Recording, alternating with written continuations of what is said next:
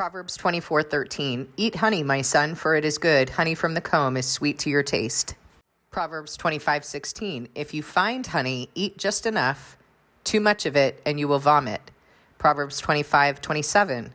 It is not good to eat too much honey, nor is it honorable to search out matters that are too deep. Proverbs 27:7. One who is full loathes honey from the comb, but to the hungry, even what is bitter tastes sweet. All right, two things I want to point out here. One is God uses food in order to speak to us. God establishes things in the physical in order to speak to us in the spiritual. It doesn't abolish what's in the physical. Still, these things still stand, right? If you find honey, eat just enough. Too much of it and you will vomit. It is not good to eat too much honey, nor is it honorable to search out matters that are too deep. Well, what does one have to do with the other? Obviously, he's speaking to us about something more significant. So except for things that have been fulfilled, such as, food restrictions and things like that, thinking that certain food is clean and other food is defiled. This was fulfilled. Christ clarified it when he came. He said that all food is clean. What goes into the mouth is not what defiles a person, but what comes out of the mouth because it comes from the heart. But it's clear that Solomon is speaking wisdom. We already know this. We know that if we eat too much honey, it's going to give us a stomach ache. It's going to perhaps make us vomit. That's good wisdom, not to overindulge. In this video, I want to talk with you simply about whatever activates your physical flesh is going to activate your sinful flesh. And for this reason, we're told that we must be disciplined in our physical flesh because the physical flesh desires sinful things. It is vulnerable and weak to sinful things. Jesus told us the spirit is willing, but what is weak? The flesh is weak. The physical flesh is weak. And he said it within the context of the disciples. Their physical flesh could not stay awake when Jesus was praying in the Garden of Gethsemane. They were grieving, they were exhausted, and they could not stay awake even for 1 hour. And he said, the spirit is willing, but the flesh is weak. Pray, stay awake. Pray that you not fall into temptation. I've gotten some questions, since I've been talking about this. I've received some questions from people asking me, well, what if I just have 1 cup of coffee? Well, what about tea? Well, what about, no doubt I'm going to get one that says, well, what if I just have honey and not refined sugar? What about fruit? You need to be attuned to your own body. You need to know what's affecting your own body. And you need to understand that if you are drinking caffeine, whether it's in tea, chocolate, coffee, it's going to impact you. There's a reason why we become compulsive with these foods. And the reason why we become compulsive is, yes, there's a physical reaction that people like to attribute to addiction, but addiction is so much more than that. Addiction is compulsion, and compulsion comes from the devil. And there is a reason why the devil wants you to live in your physical flesh. And the reason why is because once he gets you to live there, you are now vulnerable to the sinful flesh. It is only a matter of time before he ensnares you in the sinful flesh. Now let's talk about the soul for a minute. The soul is comprised of mind, body, that is the physical flesh, heart, and spirit.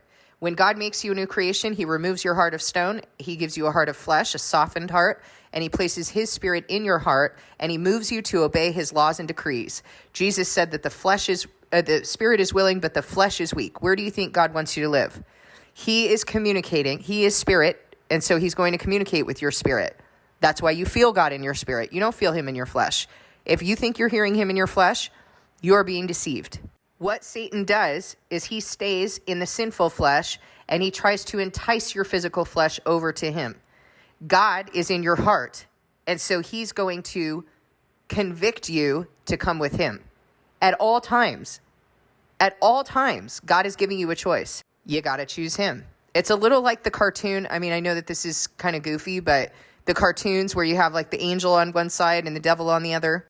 In all situations, you're being given a choice of whether to choose God or whether to choose Satan. The trouble is, there are certain things that we have to do in our physical flesh. So God doesn't tell us be circumcised from the very design you're living in.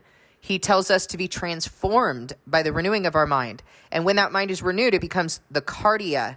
That becomes the spiritual mind, the mind of the heart, the mind of the soul, most prominently associated with the heart. He tells us to be disciplined. Well, you can't be disciplined by the very thing that's not disciplined. You wouldn't tell a child to stay home and discipline themselves. And you can't do that with your flesh either. He's already told you it's undisciplined. He's already told you that the flesh fights against the Spirit of God. He's already told you that the spirit is willing, but the flesh is weak. So you need to live by the Spirit, in your spirit, and you need to receive what God is doing in your heart. You need to collaborate with God in your heart. This is the reason why Satan stands on the sidelines in your sinful flesh, attempting to entice you into the very things that your physical flesh desires. So when you overindulge, you start to experience compulsion because you just left a chink open in the armor. You now made a decision to choose the flesh. That's lukewarm. I know it seems like a small thing, and you know what? I'm even realizing as I say this, I need to take this more seriously. And of course, we're doing a sugar detox right now, but I need not fall into this trap because it really is an easy trap to fall into. I mean, there's nothing else I'm really doing. So I justify sometimes being able to overindulge, and then I find myself not feeling well or feeling activated. So here's the thing. People are asking me, okay, well, what about this? What about stevia, right? Anything that is activating you in your physical flesh, anything that you can associate with being compelled. People are compelled to drink coffee, to ingest caffeine, to ingest sugar. And the word is warning us about it here. If you find honey, eat just enough. Too much of it and you will vomit. It's not good to eat too much honey, nor is it honorable to search out matters that are too deep.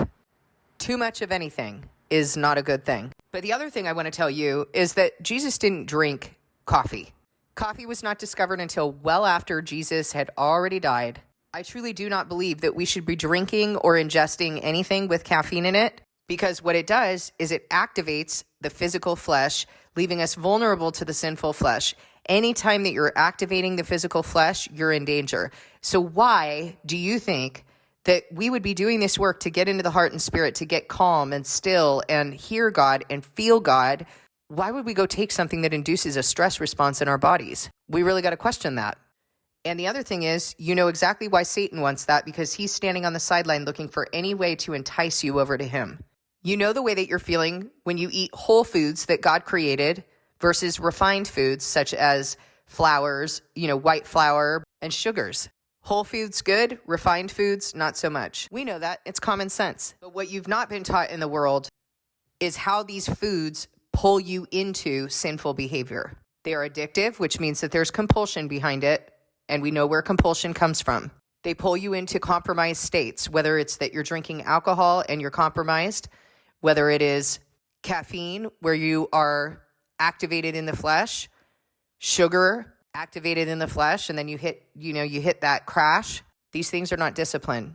So anything that's pulling you into the flesh, you need to be aware of. I don't want you to treat this as a list of do's and don'ts. I'm not going to give you a list of things that you can and cannot eat.